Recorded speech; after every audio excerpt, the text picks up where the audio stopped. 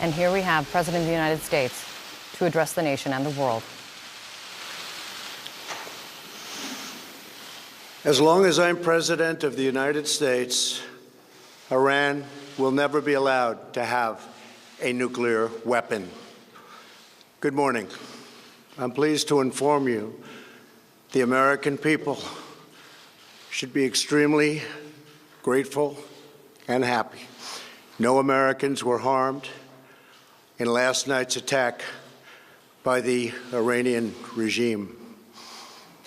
We suffered no casualties. All of our soldiers are safe, and only minimal damage was sustained at our military bases. Our great American forces are prepared for anything.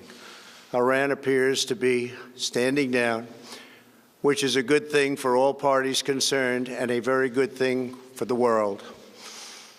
No American or Iraqi lives were lost because of the precautions taken, the dispersal of forces, and an early warning system that worked very well. I salute the incredible skill and courage of America's men and women in uniform.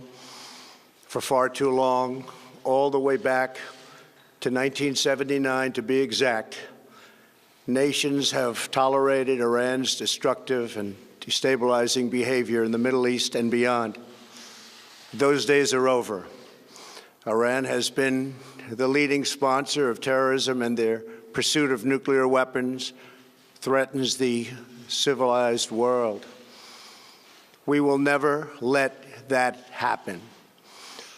Last week, we took decisive action to stop a ruthless terrorist from threatening American lives. At my direction, the United States military eliminated the world's top terrorist, Qasem Soleimani. As the head of the Quds Force, Soleimani was personally responsible for some of the absolutely worst atrocities. He trained terrorist armies, including Hezbollah, launching terrorist strikes against civilian targets. He fueled bloody civil wars all across the region. He viciously wounded and murdered thousands of U.S. troops, including the planting of roadside bombs that maim and dismember their victims. Soleimani directed the recent attacks on U.S. personnel in Iraq that badly wounded 4 service members and killed 1 American, and he orchestrated the violent assault on the U.S. Embassy in Baghdad. In recent days, he was planning new attacks on American targets, but we stopped him. Soleimani's hands were drenched in both American and Iranian blood. He should have been terminated long ago. By removing Soleimani, we have sent a powerful message to terrorists. If you value your own life, you will not threaten the lives of our people. As we continue to evaluate options in response to Iranian aggression, the United States will immediately impose additional punishing economic sanctions on the Iranian regime. These powerful sanctions will remain until Iran changes its behavior. In recent months alone, Iran has seized ships in international waters, fired an unprovoked strike on Saudi Arabia, and shot down 2 U.S. drones. Iran's hostilities substantially increased after the foolish Iran nuclear deal was signed in 2013, and they were given $150 billion, not to mention $1.8 billion in cash. Instead of saying thank you to the United States, they chanted death to America. In fact, they chanted death to America the day the agreement was signed. Then Iran went on a terror spree, funded by the money from the deal, and created hell in Yemen, Syria, Lebanon, Afghanistan, and Iraq. The missiles fired last night at us and our allies were paid for with the funds made available by the last administration. The regime also greatly tightened the reins on their own country even recently killing 1,500 people at the many protests that are taking place all throughout Iran.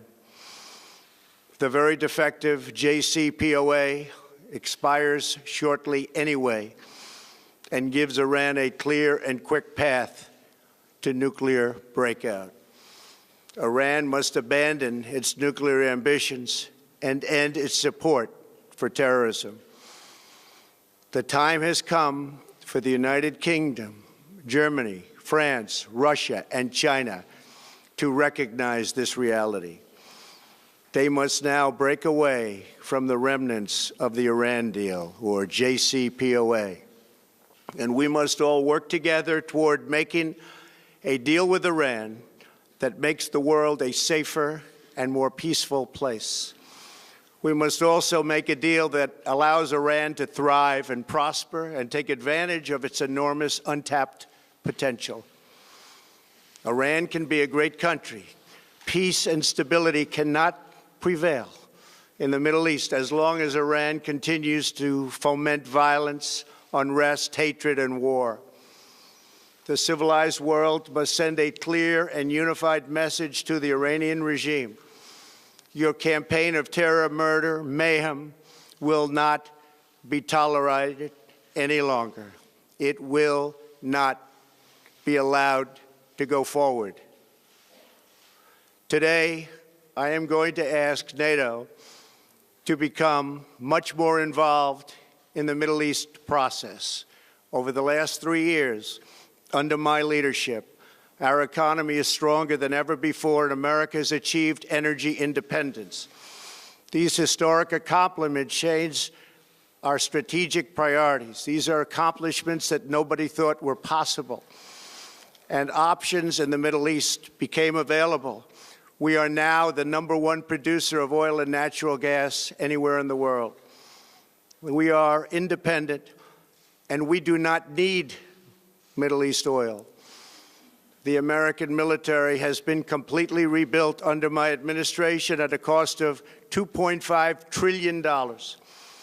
U.S. armed forces are stronger than ever before.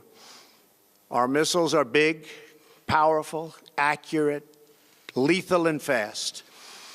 Under construction are many hypersonic missiles. The fact that we have this great military and equipment, however, does not mean we have to use it.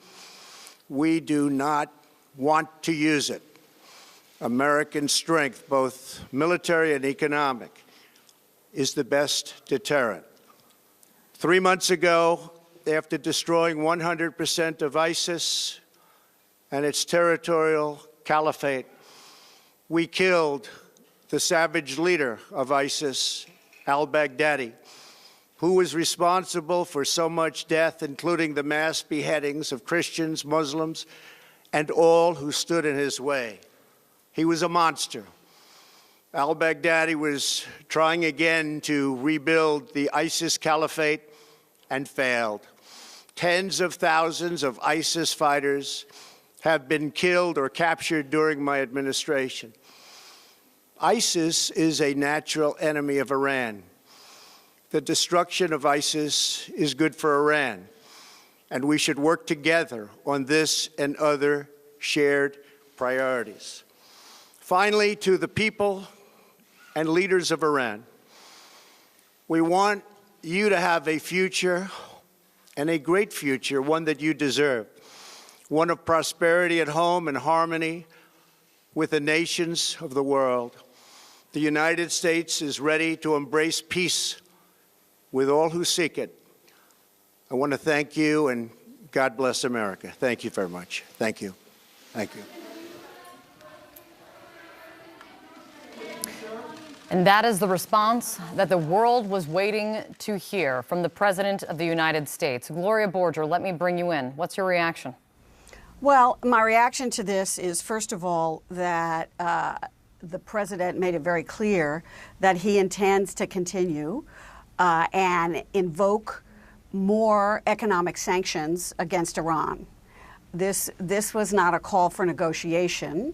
This was a president who believes he is dealing from strength, and said, we are going to double down here to a great degree. I think it was interesting that you saw all the generals arrayed behind him during this kind of a speech. We do not see that when the president delivers what is considered a political speech to the nation, but they were standing there, and we have not seen that in the past.